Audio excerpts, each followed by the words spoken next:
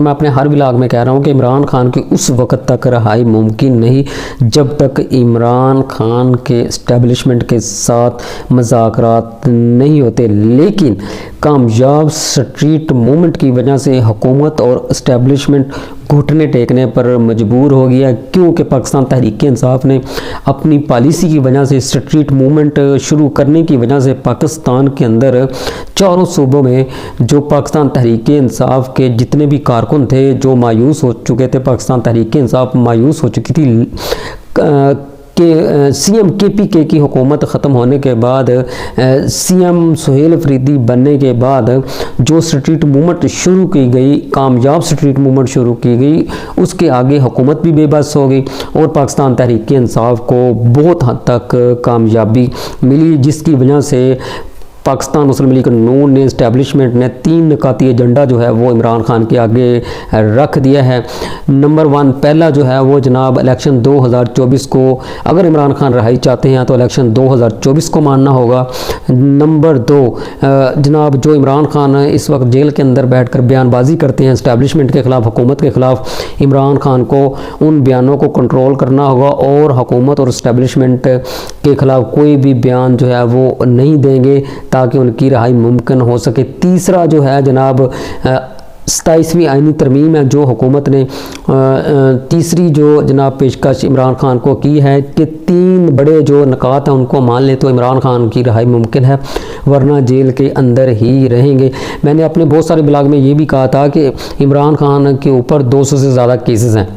اور یہ بھی کہا تھا کہ عمران خان کے اوپر جتنے بھی کیسز بنائے گئے ہیں وہ جیلی ہیں، جھوٹے ہیں۔ یہ پاکستان جانتا ہے، پاکستان کی عوام جانتی ہے، پوری دنیا جانتی ہے کہ پاکستان تحریک انصاف کے چیئرمین عمران خان کو سیاسی انتقامی کارروائی کا نشانہ بنایا، اور اس کے اوپر جتنے بھی جو کیسز بنائے گئے ہیں وہ سب کے سب جھوٹے ہیں۔ اس سے پہلے بھی بہت سارے سیاسی رہنماؤں کے خلاف جیلی کیسز بنائے گئے، جس میں جناب ایک بہت اہم کیس ذوالفقار بھٹو کے اوپر بنایا گیا اور ان کو پھانسی پر لٹکایا گیا، وہ بھی ایک فوجی آمر نے دیا۔ بظاہر ہمارے ملک کے اندر اس وقت سویلین حکومت ہے، لیکن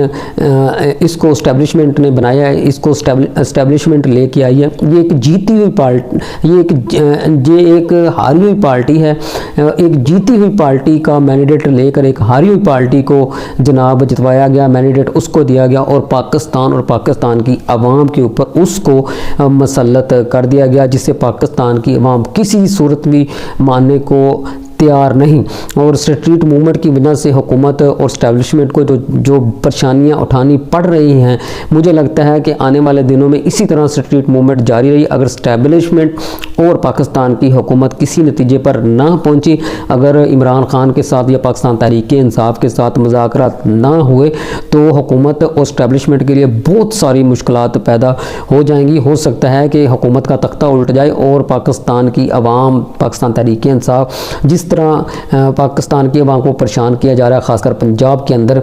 جس طرح جناب جو بے روزگاری میں اضافہ کیا گیا ہے اور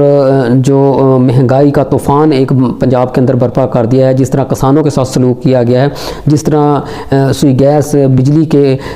بلوں میں اضافہ کیا گیا ہے، جس طرح جناب آئے دنوں میں چلانوں میں اضافہ کیا گیا ہے کہ پاکستان کے جو غریب عوام ہے اس کے اوپر جناب چلان تھوپ دیے گئے ہیں بغیر کسی وجہ سے، عوام کا جو ہے وہ آتے جاتے عوام کا چلان کر دیا جاتا ہے 2000 1500 3000 کا۔ اس لیے عوام اتنی تنگ آ چکی ہے پنجاب حکومت سے، وفاقی حکومت سے۔ اگر اس طرح کا کوئی ایڈونچر ہو گیا، اگر اسٹیبلشمنٹ اور حکومت کے عمران خان کے ساتھ مذاکرات نہ ہوئے، تو ہو سکتا ہے کہ آنے والے دنوں میں عوام کی طرف سے پاکستان کی حکومت اور اسٹیبلشمنٹ کو اور زیادہ مایوسی کا سامنا کرنا پڑے، جس کی وجہ سے حکومت نے عمران خان کے سامنے 3 نکاتی ایجنڈا جو ہے وہ پیش کیا ہے، لیکن عمران خان نے صاف ماننے سے انکار کر دیا ہے۔ بدلے میں عمران خان نے خود اپنے 3 جو ہیں وہ جناب اپنے مذاکراتی ایجنڈا پیش کر دیا ہے۔ نمبر 2 کہ جو الیکشن 2024 تھا، جو مینڈیٹ عوام نے پاکستان تحریک انصاف کو دیا تھا وہ میرا واپس کیا جائے۔ نمبر 2 27ویں آئینی ترمیم کا جو ہے وہ خاتمہ کیا جائے۔ نمبر 3 جو ملک کی اسٹیبلشمنٹ ہے اس کے ساتھ مذاکرات ہوں گے اور وہ جناب حکومت سے اپنے آپ کو علیحدہ کرے اور سیاست سے اپنے آپ کو علیحدہ کرے، تاکہ جناب یہ جو پاکستان ہے وہ